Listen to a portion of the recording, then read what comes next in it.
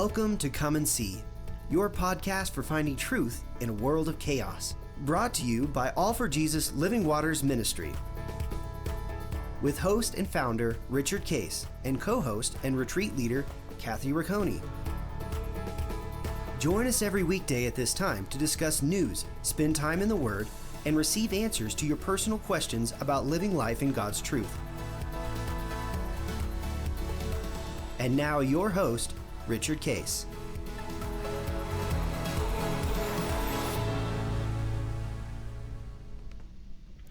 Well, good morning, Kathy. How are you doing? This is Wednesday now in February. Good morning. How are you doing? How are things going for you? And I know your daughter's had COVID or something. Well, how's she doing? Yeah, she's doing okay, but actually, as it turned out, who knows, because the tests are so inaccurate, but she has had 2 negative at-home tests and 2 negative PCR tests. So we actually took her in to have a mono test to see if something else, just to make sure that in the midst of everything, because there are other sicknesses besides COVID going around, and she's doing all right though. She's doing all right. Just really exhausted is probably her biggest thing right now. Is she's still really tired. Yeah. So that's tough. And in your senior year, you can't be missing a bunch of school. And so, she missed the required numbers of days, and then she's just pushing in for the rest, but she's exhausted right now. So what, when does she finish? What's her, when is she done in May, June? When are they done? Graduation currently is set for June 11th. That's always kind of in flux in New Hampshire because it's, pending on number of snow days that end up happening and whatever. So they really won't set that for real until usually the end of March. Mm-hmm. And so then we'll have a real date, but she'll be done, sometime early to mid-June. And she is definitely looking forward to that, but enjoying her school year. She's enjoying her senior year. She has a phenomenal, you guys have all met her now, but she has a phenomenal youth group and just a sweet friend circle. And I tell you, one of the biggest blessings that she's had in the school year this year is this. She wants to be a secondary ed teacher. And she has been in this program where she actually, as a high school senior, gets to do internships in the classroom. So she's been in algebra classes teaching and assisting students, and she was in an honors geometry class teaching as well. And it has really affirmed in her heart that she is doing exactly what God wants her to be doing. And so that's been a sweet blessing this year, for sure, just stepping into college with that confidence that she is studying what God's calling her to study, what he's gifted her for. So aside from the sickness and trying to get past that, it's a good year for her. Yep. And she's all set for Emmanuel, right?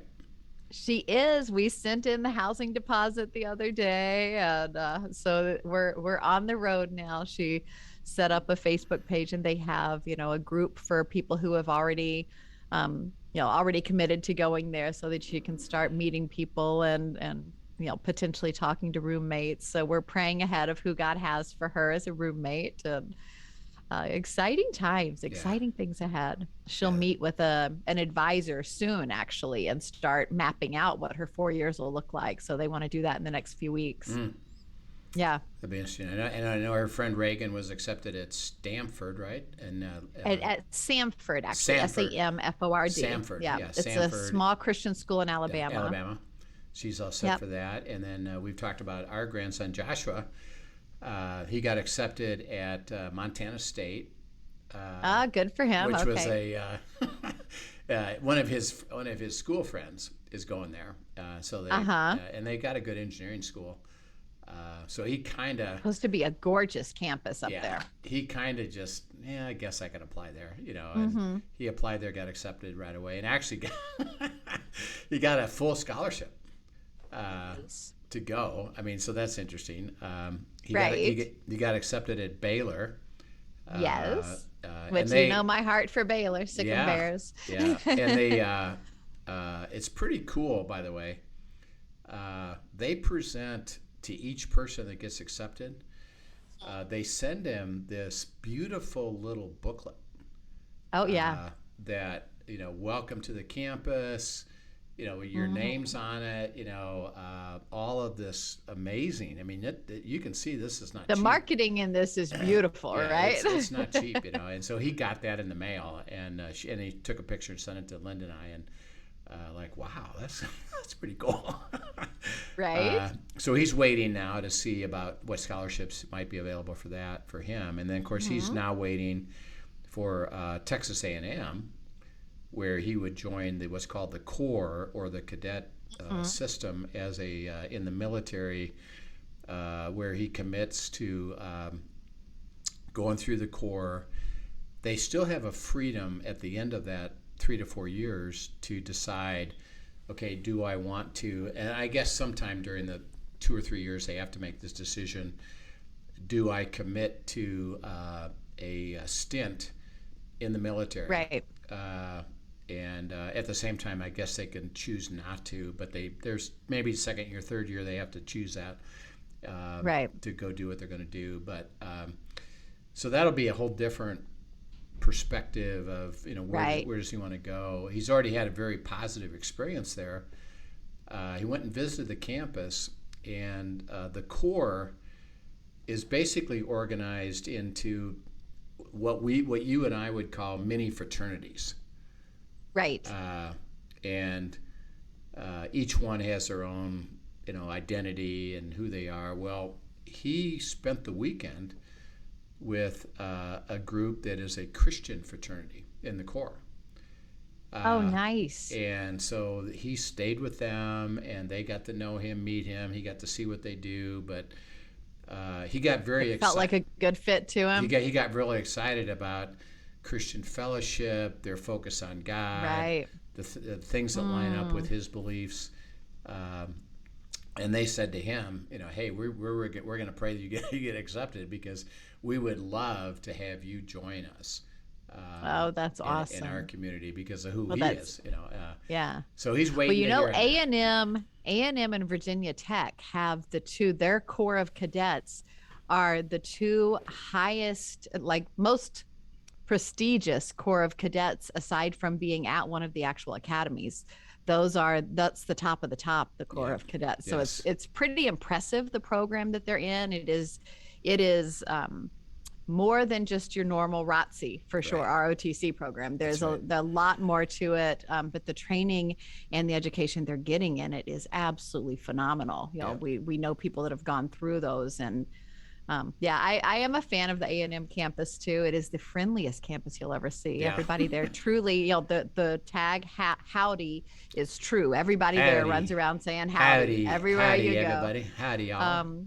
But it is a very friendly campus. I could see him enjoying that, and that Corps of Cadets is so respectable. It really is a neat thing. And it's really interesting to see what God does. Yeah, it's really interesting because at A&M, they basically say, okay, you can apply, and do you want early decision? But one of the requirements of, if you take this option and we accept you, right, you have to commit up front that you're coming. Right. So and basically that means, and you pull any other, they actually will say, if you're doing that sort of thing, you pull your other applications. Once you hear an affirmative answer, then you have to pull all other applications, and you're committed. You're committed. Well, and Joshua, again, because he knows the process of ask, seek, and knock, it was, well, I haven't heard from the Father that that's the answer. Right. So I can't say yes to that. All I can do is apply and then see where it goes, and then I'll know at the right time, right, when God's answer comes. So he said, no, I can't do that. So they said, okay. So what they did, I guess they go through a process of preliminary evaluation to at least tell kids, nah, you're not going to get accepted. Right. Or you're on the list. Kind of a round one weeding out. You're on the list to be accepted, but we can't, because you didn't choose the early acceptance. We're gonna decide later. So he's at the end of this month, January, sometime in February, he should hear the answer. Yes, you got accepted, and then of course he's got the three possibilities and we're trying to process with him right now of, what is God? What are you hearing from God? What's your truth? What do you understand? Where's your heart at this? And it'll come together for him, and you'll know that Absolutely. you know that you know, and you'll be able to triangulate it. I would say, just on a simple, and again, this is how I even work with people is, given what you know today, and I said, let's assume you get accepted to all three. At the moment, what is your heart saying? And his response was, my heart at the moment would say A&M, but he also said, I haven't had that confirmed by God yet. So I'm just, but that's where I'm at. Okay. Don't you love having a grandchild who that is how he thinks, though. He is looking for God to confirm and expecting that he will. I love that. Because I'm going to get the answer, and that's going to be best and none better. And it's not to deny the truth. Okay, where are you, and what do you think, and what's your thoughts about this? And God, gave him kind of similar to what happened with your daughter Emmanuel and Reagan at Samford. Was when they went to the school, they had a positive experience. Absolutely. And Joshua could see themselves fitting in there. And Joshua has had a very positive experience at A&M with a very specific group of people. So that weighs, in a positive way of well, God said, I kind of showed you something, and haven't confirmed it yet, but at least you can receive that. So it's to me and Linda, it's just fun as you've got to go through with Absolutely. Anna. How fun is this to know that God has an answer, and he's going to, and by the way, now you're suggesting, this is what we keep saying. Actually, we said this with Joshua as we ended last session yesterday, was, okay, you've possessed the promised land. And Joshua said, well, it just means I got the next thing to process. And hey, everybody, are you going to decide to serve God or not? Are you going to keep surrendering to God? So as you're experiencing, okay, great. We now know where she's going. Know the promised land she's going to be in. But now it's like, who's going to be her roommate? What's going to be her program? How's she going to There's several next steps. What church is she going to go to? All these decisions. See, God does, and this is cool. We have a tendency to say, we just need the answers to what we call the big questions. Right. Like for her and Reagan and Joshua, well, where am I supposed to go to school? Give me that answer. Okay, they get that answer. And see, that's when people can say, okay, great. Thank you for telling me that answer. I'll take it from here. Right. I'll decide all these other things that I got to do. And yet we've taught, and you've taught Anna, and we've taught Reagan and Joshua. Well, that's just now what's next. This just sets the stage for all the decisions that you got to make now in terms of residence and fellowship and roommate and school program. And the beauty is, as they're learning that at such a young age, they are also experiencing what it's like to walk in peace in the midst of that. Yes. Because they are seeing God answering and learning that it is worth the effort, to spend the time asking, seeking, knocking, because it really does lead to his best. And they're learning that by experience. I wish that I could say my 18-year-old self had had what they have going into the world. It's just amazing to see what God's going to build on them. Yeah. So that's going to be fun. So, we got some exciting stuff coming up, and it'll be fun to see how Anna all that plays out, and with her and Reagan, and we'll keep following them actually, and maybe have them back. Maybe we can have them all back 3 at the same time. That'd be fun. That would be fun, right? And introduce them to each other. Who knows? We can do some. I have a funny one. We can do some matchmaking in the way, right? I have to tell you just a quick story. Yeah, we do need to do a little matchmaking there. But anyway, I have a quick story that's kind of fun to share. Just in, again, God being in the details of things.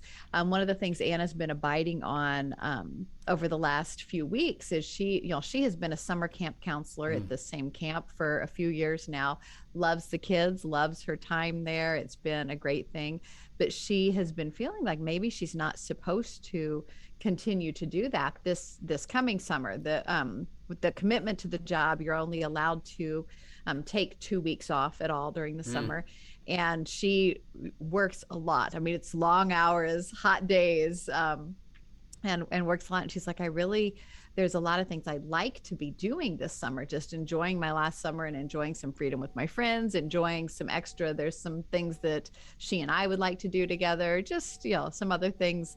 And so we're like, okay, this is just one more question for God. Continue to ask him and see what he has to say, and what he begins to tee up. And really she had begun to really feel like that he is saying, I don't think I'm going back as a camp counselor, but I don't know what he has in mind. Yeah. And, my heart's desire would be, basically to have a good nannying job for a couple of days a week that allowed me freedom to travel and allowed me time with friends and all of that. And so I'm like, well, let's tee up and tell him the desires of your heart and ask him what he has to say.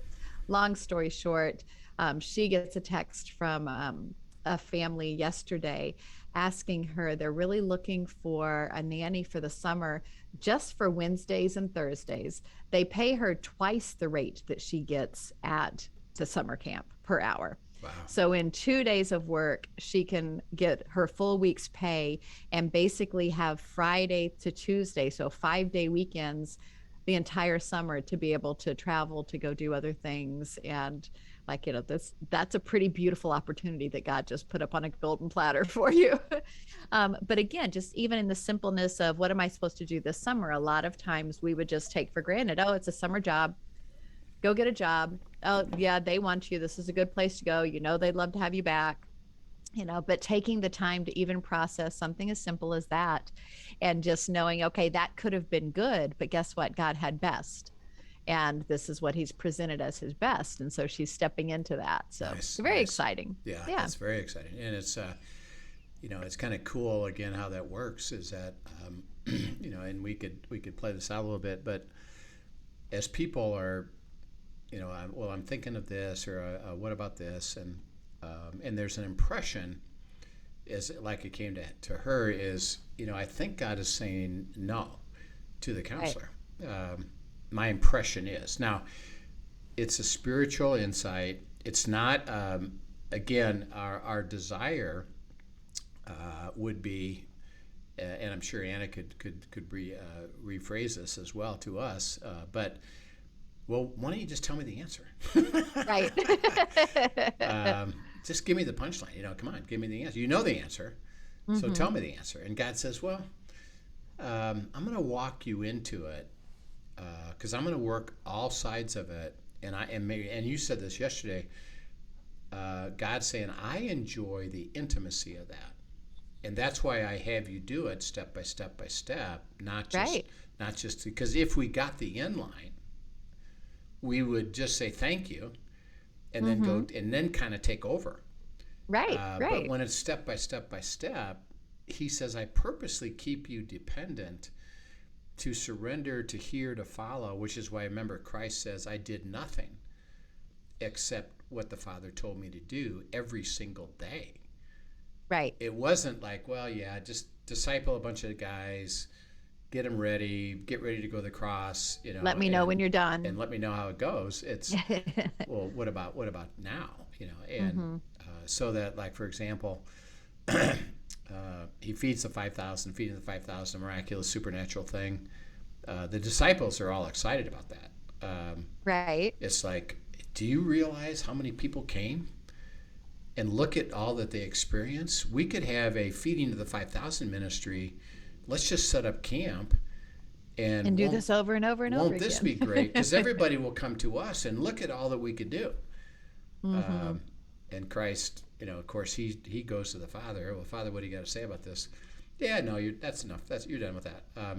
Right. I want you actually to come up and spend some time with me. Send your disciples on the sea, and they're going to have a little bit of storm, and then you'll go help them out. But this is my instruction for you at the moment, because Christ was always living in this place of, what would you now have me understand? What would you have me do next? Today, how about now? and it's going to be variable, and it's going to be based upon the will of the Father, not on what I think is a good idea. So like with Anna, I kind of got an impression that, no, I'm not supposed to do that. Okay. And what I suggest say to people is, let's say she was in the middle of this, and it sounds like God's already answered it, but we'll take that as, okay, I heard that, so I'm going to go down that path. Right. And ask, seek, and knock, and what would you have me do, and confirm that. And if for some reason I've missed it, I'm okay with that. But that's how God does it, is he guides you to a new place by saying, well, go down this path and focus on, no, don't be thinking about going back. I need you to be thinking differently so that I can show you differently, which, by the way, you said, hey, what about Nanny? Yeah, that could work. And then all of a sudden God says, how about this? Right. And all of a sudden, out of the blue, God said, well, that's what I had in mind. And now that you got to the point where you were considering it, and then I fulfilled it. And do you understand? That's what I want you to. It's like, oh yeah, cool. How cool is that? And of course, then she's going to have to play that out in the summer. Of, well, how do I live that out? It won't be, okay, great, I'll take it from here again. It'll be, no, how do I live that out with the responsibilities that I'm going to be given day by day by day? Right, exactly. And knowing, I think she knows that God has purpose in that margin that he's giving her, that there's real purpose in it, and she's excited for that. By the way, and that'll be her next question. Okay, with this margin, you know, what do you want to do? And by the way, the way it works, so let's say that, and I get these kind of questions. I would say back to her, well, why don't you write down what's on your heart? How would you like to experience your margin? Because God says, see, I'm going to give you the desires of your heart. And what he does is he syncs up circumstances, actions, activity with what's really there. Right. Always with a heart that we're going to follow you. So it's not a demand. Well, I've decided I want, like she could say, well, I'd like to take, an extra day every week and sleep all day, No, it would be, what's the truth? And then God will guide her into that truth to sync up. And the way it starts, again, this is what we have people do, is, well, write down, as far as you could see at the moment, what would be enjoyable for you to do. Right. And then God will... And trust he can refine those. He'll refine it and process it and bring you to, oh, that's what you're saying, and this is what you want me to do, and this is how you want me to do it. And see, God enjoys the beauty of the relationship. Right. And that's why he says, and he can do that through us, but it was like, well, honey, what's on your heart? Let's talk about what's on your heart, And again, I think of the Jesus at the woman at the well, that, she's just sitting there. And he says, well, give me some water. Like, why are you even talking to me? You shouldn't be. You're a male. Right. You're a Jewish male, and I'm a Samaritan woman. Right. And it's the middle of the day. Why are you even talking to me? Well, if you knew who you're talking to, you'd actually ask a different question. What? You'd ask me to give you water. What's that? Living water. You'll never thirst. Give me that. So you see, the beauty of life with God is this refreshing, lovely dialogue and relationship, and his questions and his invitations and his, hey, what do you think? And what's on your heart? Always, by the way, with a heart, as you're processing. He says, I do need you to understand I have a will, and I want you to walk in that will. And so I do need you to surrender. But we're going to do that through dialogue. We're going to do that through processing truth, ask, seek, and knock. And by the way, it's going to be enjoyable. You're going to enjoy the process. Right. And by the way, I enjoy the process. God speaking. And so let me enjoy that. So it's quite fun. That'll be fun to see how that plays out. But you can tell God's got fantastic plans for her. So He does, and just love watching that heart surrendered. Yeah. So as we keep thinking about this, we've talked, last time about Joshua, who said, what about now? Yes, you did experience resolution, but are you going to serve me and me and my house today? And he said, we are. Go to Isaiah 60, and he tells us a little bit more about this. Isaiah 60, 19 to 22. Sure. The sun shall be no more your light by day, nor for brightness shall the moon give you light. But the Lord will be your everlasting light, and your God will be your glory. Your sun shall no more go down, nor your moon withdraw itself, for the Lord will be your everlasting light, and your days of mourning shall be ended.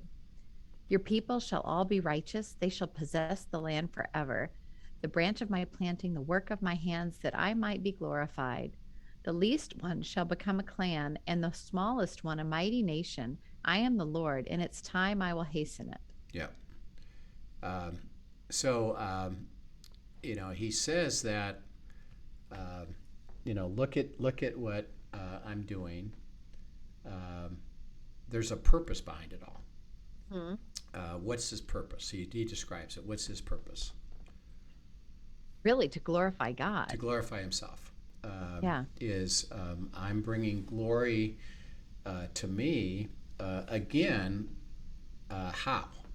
Well, he says because your mourning is going to be ended. Right. Okay. Now we talked about why we go to worry, fear, and anxiety.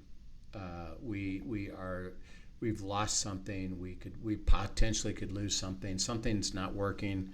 I've got a problem. I've got an issue, and I have a concern about that. And God says, well, the way that I'll glorify me is how? What will he do? Well, to make one, he's lighting the path to make your ways known, and then he is actually, in this case, ending your mourning. Yeah. He's showing you how to step into all that he has for I'm you. I'm going to take what is concerning to you, mm-hmm. which causes you mourning, and bring resolution. And that will glorify me because you'll recognize something. Mm-hmm. It wasn't you. Right. It wasn't your terrific analysis, or it wasn't your terrific, look at this, I think I will. Rather, it's going to be, well, Father, what do you have to say in bringing about resolution to this issue, like Linda and I had with that 18. And God started to fulfill it by bringing resolution and change, particularly because Linda, she actually, in a sense, reflected what mourning was about. She had a sadness. There was a sadness. Right. And that's why I asked her, wait a minute, what's going on here?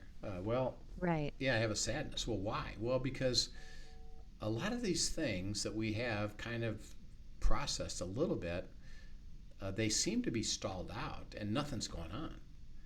And I wonder what the heck's going on. Right. Okay. Well, first of all, write them down. So she, wrote them all down, 18 of them. And because we knew something that, God's resolution. He said, when I take away your mourning, it's about something very specific. Mm-hmm. Let me resolve it. Let me take it away. Okay. And then we said, okay, what do you have to say about that? And again, we talked about this the last couple of days was, well, hey, you guys got lazy. You went to the generic, God take care of them all, and you didn't process any of them with me. So I couldn't resolve the issue of mourning that you had because you kind of went to an easy, God take care of it, I'll see you later. No, I got to walk you into the promised land, and you got to be obedient to my instruction to what I have to say about each one of those. Don't get lazy about that, and now let me do it. Okay, so we got that. We understood. Okay, we received that. We started processing each one of them. A few of them where God, we said, okay, what do you got to say about this? He said, well, these are the enemy who has stepped in and has prevented things from happening. But you didn't even ask me. to do anything about it. So now that you know that, I'm going to tell you to stand against this. You pray against it, and I will uncork it. I will deliver. Yes, I'll deliver it. Okay, great. Let's pray that. So guess what? Literally, we had it within hours. Things started to that were stalled out with nothing happening. Right. They start happening. Like, wow, look at that, And so what happened is the sadness got replaced with excitement. Wow, look at that. God is fulfilling what he's saying. And that excitement didn't even have to come with the resolution itself. No. It came with the knowledge that God heard you and answered and is in the midst of working. And I think that's where that relief comes in from the anxiety, from the mourning, is honestly feeling seen and heard. Right. As God responds and speaks to us and tends our heart in those moments. Yeah. And then as we experienced it, what we did, and we shared this with each other first, is, well, God is glorified because we know and we understand. Look at what he did. Right. He acted. It's not us, it's him. He did supernatural. This isn't because of anything we've done. We just listened and walked into the resolution. Right. And followed what he had to say, and he did the work. And he says, you're gonna realize that. And the reason he uses the analogy here of the sun and the moon, he's saying, I'm telling you, this isn't about the natural. Because, the sun brings light by day and the moon brings light by night. And we can say, well, that's naturally good. He says, you're going to not rely on any of that in the natural at all. God speaking, I'm going to be your light. I'm going to light your path. I'm going to take away your mourning. I'm going to fulfill it. And you'll rejoice because you'll see that it was me and I get to be glorified. And interesting enough, and this happened with Linda and I, first of all, we recognize God's glory ourselves. And that was really cool, is that we could rejoice together. Do we appreciate, excited about, hallelujah, look at the beauty and the wonder and the joy of who God is, just for us. Right. Then as we shared the story with we told people it wasn't us. Right. It was God, and he gets the glory. And the glory ranges from, yes, he did it. And that's terrific. But we understand something even deeper than that. And that is that he loves me so much. Yes, he's the God of the universe. Yes, he's sovereign. Yes, he's over it all. But he loves me so much. So personally that he cared about numbers 8. And he resolved number 8. And it's personal. And he did it. And we rejoice at that. That the glory, isn't just that he has the power. Yes, he does. But that he applies that power to my issues so that I don't have to live in worry, fear, and anxiety. I can live in freedom. I can live in joy because I know, and we saw this. We become a demonstration in that. You and Linda become a demonstration to those around you of who God is, right, and his character and what he does for those or his children. Yes, yep. And we can experience it, reflect it, and speak it. And so that when somebody comes alongside and says, well, I have a sadness. Okay, why? Well, I got a bunch of issues. Okay, what are they? Write them down. Now let's start walking together, because I'm going to tell you, because God, he promises to glorify himself through this, and I'm going to take away your mourning. He's going to resolve this. Right. I can guarantee you he's going to resolve it. It'll be very specific. It'll be a fantastic resolution. It'll be his supernatural work. It's not going to be the sun and the moon, the natural. It'll be the supernatural. And I can tell you, it will happen. Now, I know you're skeptical. I know you're like, yeah, I'm not sure about that. Okay, I get it. Let me help you walk into it, as, by the way, Linda and I are doing still. And that's why I think that's why what Joshua is so critical. What he said yesterday was, well, yeah, we've got here. We're going to have more stuff. And as for me and my house, well, we're going to just keep doing this. Why don't we keep doing that? You know, and so that's a beautiful thing. So God said the purpose behind it all is to bring glory, to me. He says this again. Go to Isaiah 61 and read verses 6 through 11. Isaiah 61, 6 through 11. You shall be called the priest of the Lord. They shall speak of you as the ministers of our God. You shall eat the wealth of the nations, and in their glory you shall boast. Instead of your shame, there shall be a double portion. Instead of dishonor, they shall rejoice in their lot. Therefore, in their land they shall possess a double portion, and they shall have everlasting joy. For I, the Lord, love justice. I hate robbery and wrong. I will faithfully give them their recompense, and I will make an everlasting covenant with them. Their offspring shall be known among the nations, and their descendants in the midst of the peoples. All who see them shall acknowledge them, that they are an offspring the Lord has blessed. I will greatly rejoice in the Lord. My soul shall exult in my God, for he has clothed me with the garments of salvation. He has covered me with the robe of righteousness, as a bridegroom decks himself like a priest with a beautiful headdress, and as a bride adorns herself with her jewels. For as the earth brings forth its sprouts, and as the garden causes what is sown in it to sprout up, so the Lord God will cause righteousness and praise to sprout up before all the nations. Yeah. Whew, man. Beautiful passage. Cool is that? So he says, again, he's talking about, you're having trouble. Mm-hmm. He said, it could be that you've caused it. It could be that you've got opposition, injustice.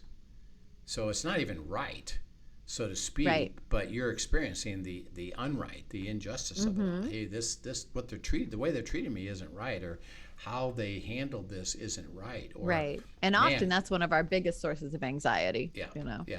Or I got a problem that this person who's going to hopefully take care of this isn't taking care of it, or they're taking care of it half-baked, or they're doing it incorrectly, and now I've got more problems.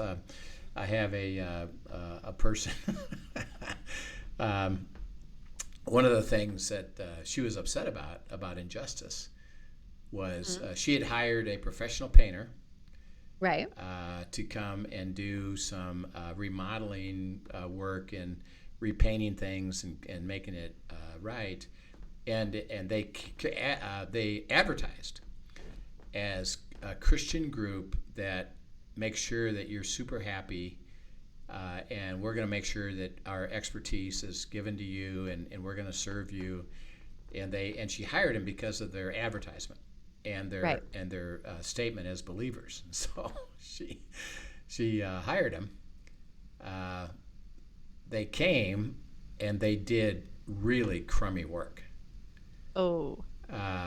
Really, really crummy work. So she got upset. And hey, you charged me this much. I paid you this deposit and this fee, and now you're supposed to do good work, and you guys did terrible work. It doesn't look good at all, and it's not working. And so they sent somebody out. Okay, we'll take a look at it. So they sent somebody out. And the answer was, no, that's good enough. Wow. Sorry, that's good enough. So you got to pay me the money and tough. We're not going to do anything more. We're not going to improve. We're not going to improve this. We're not going to fix this. And so she's upset, rightfully so. And she's in worry, fear, and anxiety of, now what do I do? And I can't get these people to do what they said. It was unjust what they did. What do I do now? And again, it's like, okay, let's go through it. Let's see what God would have to say about it. First of all, God's going to ask you to go to forgiveness. Are you willing to go to forgiveness? Yeah, but no, not yeah, but. Let's understand, remember, forgiveness is not reconciliation. So it's just letting them off that they have to do anything to fix this, on the same basis that you've been released by God to not be perfect. Right. So can you go there? And okay, I'll be willing to work there. And she did. And okay, I've gone to, all right, I've forgiven them. But they still owe me fixing it. Yep, that's right. So what do you want to do? Well, let's see if I can get them to respond. And she tries. They say no. Not gonna. Okay. So she says, well, what's going to happen? I said, well, remember that God says, I'm going to bless those who bless you. I'm going to curse those who curse you. And if they're not willing to even work it out, remember, they're supposedly believers. Right. They're not even willing to sit down and work this out. They're cursed, and they're going to suffer. But then you really need to be stepping in and praying repentance for them. Yeah, and you need to pray repentance for them. But they're going to suffer the consequences of this. Now, for you, the question now says, okay, there's nothing more for me to do. They won't process it. Father, what would you have me do? Well, go consider hiring somebody else. And yeah, but that's going to cost me money. He said, yeah, I know. Let me take care of it. Just trust me. Go ahead, go in a different direction and release this. You got to release it. Go in a different direction. So okay, I'm willing to do that. I'm going to be excited to see how the extra money that I'm going to pay out of my pocket, I'm going to get back. God said He's going to restore it to me, so we'll see how that goes. So she's now investigating other possibilities, and now she had released it, and she was okay at peace, and I know where I'm at, and I'm okay with it. And she was going down a different path, and she gets a phone call from the owner of that company, that painting company. Oh, interesting. And said, "Hey, I'm just following up. I want to make sure you're completely satisfied with what we did, right? And I'm just following up to see that make sure you're satisfied." And she said, "Well, actually, no." The answer is no. And let me tell you the story of what happened, where it's at, what needs to be done. I tried; they rejected it, and quite frankly, it's a mess. And I've got to get this all fixed up." And he says, he said, "I'm so sorry. Let me come out." And take a look. And so he comes out, takes a look, and says, "This is awful." He says, "Oh my gosh." He says, "I can't believe we did this. I'm gonna make sure we get this taken care of. We're gonna make this right." Excellent. And I'm gonna step up here and let me do what we're gonna do. And so. And again, as we talked through it, there was all these elements to it of, well, do you understand about forgiveness? Let me show you that. Let me share with you what it means that they're cursed. And justice is going to be, and it says right in the scripture, I'm gonna serve justice. Right. Justice will be served. Don't worry, it's going to be served, and they're going to get recompense for what they're doing against you. And by the way, I'm going to restore to you double. You're going to be blessed. Your socks are going to get blessed off. So trust me. Right. I'm going to resolve it. Not just kinda. I'm going to do some spectacular stuff here. Right. So do you understand that? Okay. Do you understand? I'm asking you to let it go.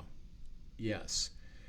After she went through all that is when God said, "Okay, now I can fix this, because by the way, I'm going to invite that guy one more time, because this is about his spiritual life." Right. And he needs to understand something. He represents supposedly me, and he ain't representing me very well at all. Right. So I'm going to give him one more shot. And he did. He repented, and he said, "No, let me take care of this." I said, and what she understood was this is as much for him as it was Right. for you. And all I asked you to do was to trust me and let it go, so that you didn't have fear, worry, and anxiety anymore. Right. And again, him working both sides of the equation on that. I was working both sides of the deal, so that these verses are so beautiful, because he says, I'm gonna fix it. Mm-hmm. You're gonna be blessed.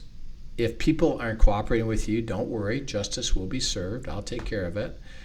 And I'm going to be glorified in this, and you're going to rejoice at the beauty of what I'm about ready to do supernaturally, and you can trust it, and you can recognize that what I'm bringing is righteousness.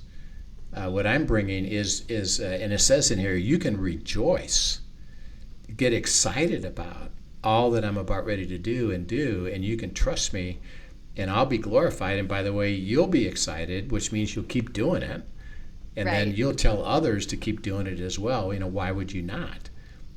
Because these are promises, see, that are true for God's speaking of, my children are going to receive this because of who I am.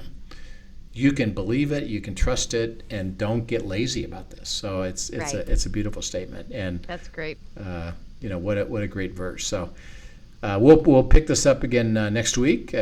We have a guest tomorrow that are your friends. Yes, Christine and Jeff O'Brien. Jeff O'Brien, young couple, really exciting. You're going to love them, and they they do such a beautiful job. I kept reflecting on this after we interviewed them. How beautiful is it that they could express how beautiful, simple, and wonderful it works. Yes. And they just gave such a great description of it all, of how they live their life to follow God. And it's so beautiful. You'll enjoy that. And then we'll pick up again next. After that, we have End Times Friday, and we've been talking about the millennium and what does that look like, and that'll be kind of fun to pursue further as we go into the finality of this piece of it, of what scripturally is going to happen at the end. So we'll do that. Lots of interesting stuff there, and I have lots of questions that we keep bringing up in that one. Yes, yeah. So we'll see you tomorrow with your friends, and then pick it up on Friday. Thank you so much. Thanks for joining us, everyone. Have a wonderful afternoon. Yep. See you soon.